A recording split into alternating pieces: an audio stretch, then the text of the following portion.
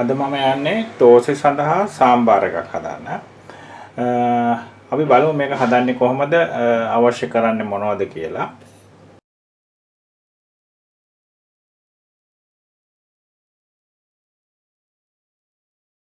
සාම්බාර එකට මම එළවලු වර්ග 4ක් අරන් තියෙනවා. අඩුම තරමේ එළවලු වර්ග 4ක්වත් අවශ්‍යයි. ඊට වැඩි වුණු තරමට හොඳයි.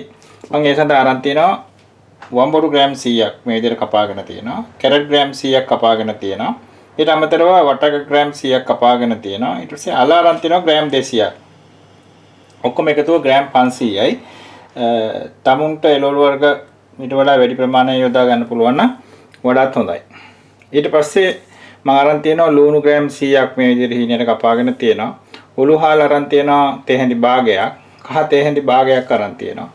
ඊට පස්සේ සියඹල අරන් තියෙනවා මම 65ක් විතර මේ විදිහට දිය කරගෙන. තෙල් මිලිලීටර් 20ක් අරන් තියෙනවා. අවු මිරිස් කරල් 4ක් මේ විදිහට කපාගෙන තියෙනවා. කාර්පින්චර් ටිකක් අරන් තියෙනවා. ලුණු රස අනුව. ඊට පස්සේ පරිප්පු අරන් තියෙනවා ග්‍රෑම් 150ක් මම අරන් තියෙන්නේ මුම් පරිප්පු. මුම් පරිප්පු නැත්නම් තෝර පරිප්පු උනත් පාවිච්චි කරන්න පුළුවන්. ඊට පස්සේ සුදු ලුණු ග්‍රෑම් 10ක් මම තලාගෙන තියෙනවා.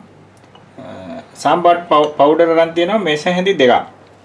තමුන්ට සාම්බාර් පවුඩර් නැත්නම් 3-5 කුඩු පාවිච්චි කරන්න පුළුවන්. 3-5 කුඩු පාවිච්චි කරනවා නම් 3-5 කුඩු තේ හැඳි 3කට මිරිස් තේ හැඳි එකහමාරකුත් ගම් මිරිස් තේ හැඳිකුත් දාලා ඒ අනුපාතයට හදාගන්න. ඊට අමතරව මම අරන් තියෙනවා අබ තේ හැඳි භාගයක් මිරිස් කරල් 4ක්. අපි දැන් බලමු මේක හදන්නේ කොහොමද කියලා.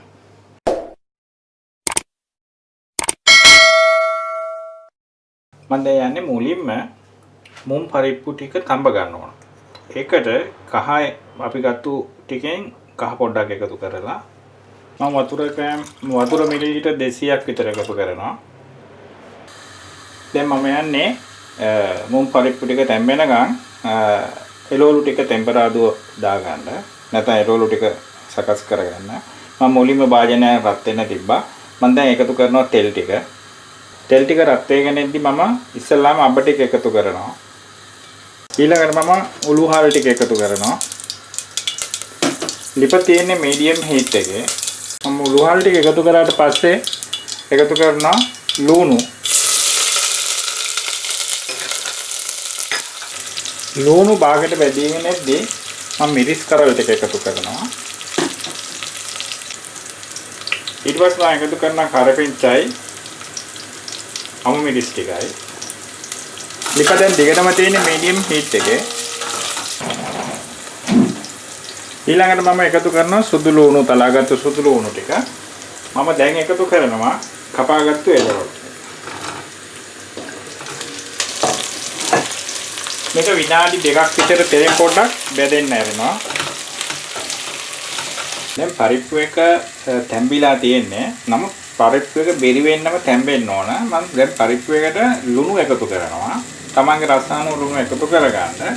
නමුත් මම මුලින් එකතු කරපු වතුර වලට අමතරව තව වතුර එකතු කරන්න ඕන. මම ඔක්කොම පරිප්පු එකට වතුර මිලිලීටර් 400ක් එකතු කරගෙන තියෙනවා. මම මුලින් එකතු කරාට අමතරව තව 200ක් එකතු කරා. එළවලු එක දැන් අපි බලමු එළවලු එක. දැන් එළවලු එක මම තෙලෙන් බැදගත්තා විනාඩි 2ක්. දැන් මම මේකට එකතු කරනවා සාම්බාර් පවුඩර් එක. ඔකට සාම්බාර් පවුඩර් හදාගන්න ඇති. මේ වීඩියෝ එක පල්ලෙහා link එක තියෙනවා.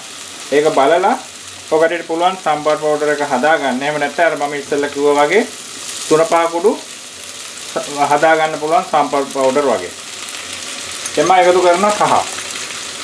ඊට පස්සේ මම වතුර එකතු කරනවා. වතුර මම මිලිලීටර් 400ක් එකතු කරනවා. දැන් මම එකතු කරනවා සියඹල. සියඹල එකතු කරලා හොඳට මේක කලවම් කරනවා. මේක හොඳට වතුරෙන් තැම්බෙන්න තියලා තියන්න ඕන. දැන් පරිප්පු එක තැම්බිලා තියෙන්නේ. මෙන්න මේ වගේ හොඳට තැම්බෙන්න ඕන පරිප්පු එක. දැන් අපි පරිප්පු එකේ ලිප ඕෆ් කරමු. අපි දැන් තඹගත්තු පරිප්පු ටික සාම්බාර එකට එකතු කරමු.